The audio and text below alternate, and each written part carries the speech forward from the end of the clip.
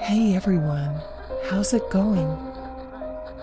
Today, I've got a story to share with you all about lost memories. If your memories contradict reality, would you believe others or yourself? If these lost memories were like Pandora's box, would you dare to open it? I have memories of a wooden crib, of a baby crying late into the night. I remember the boxes of diapers and the smell of baby powder.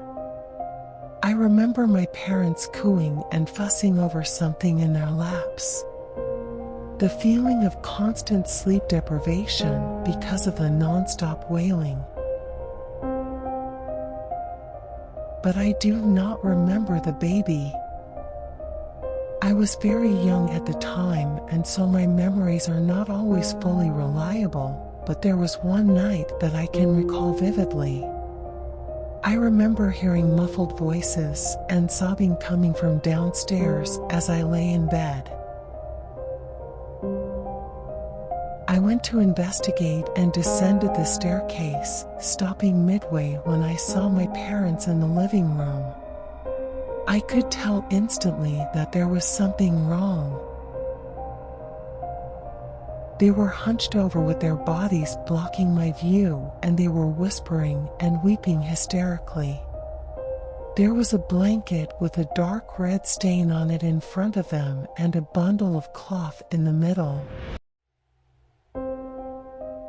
I called out to them, and they looked up and saw me on the stairwell. Their faces went white, and my dad calmly instructed me to go back to bed. I did as I was told, but from my bedroom I could still hear them making noise.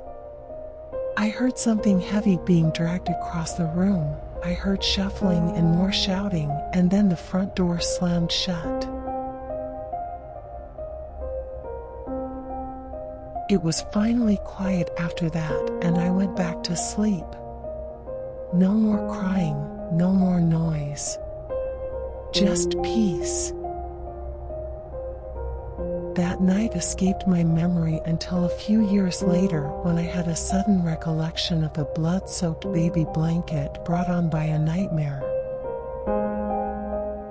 I asked my parents about, and they denied knowing anything about it. They said that I was remembering wrong, but their voices shook and they refused to speak of it anymore.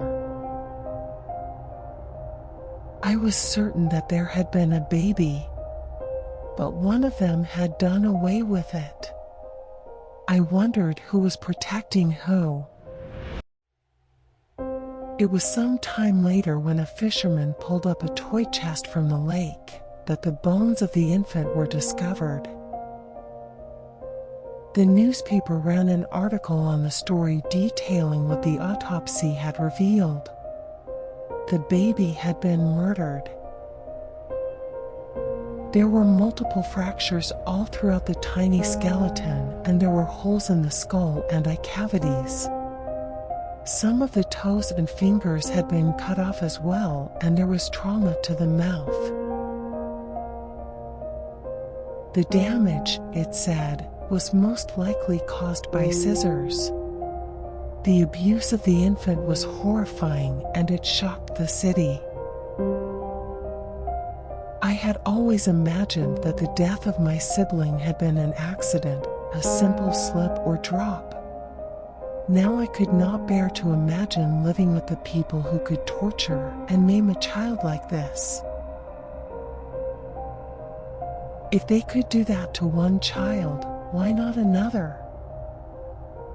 I was adamant on going to the police and telling them everything that I remembered from that awful night. But then they found a note in a Ziploc bag alongside the corpse. May God forgive him. He was only a child.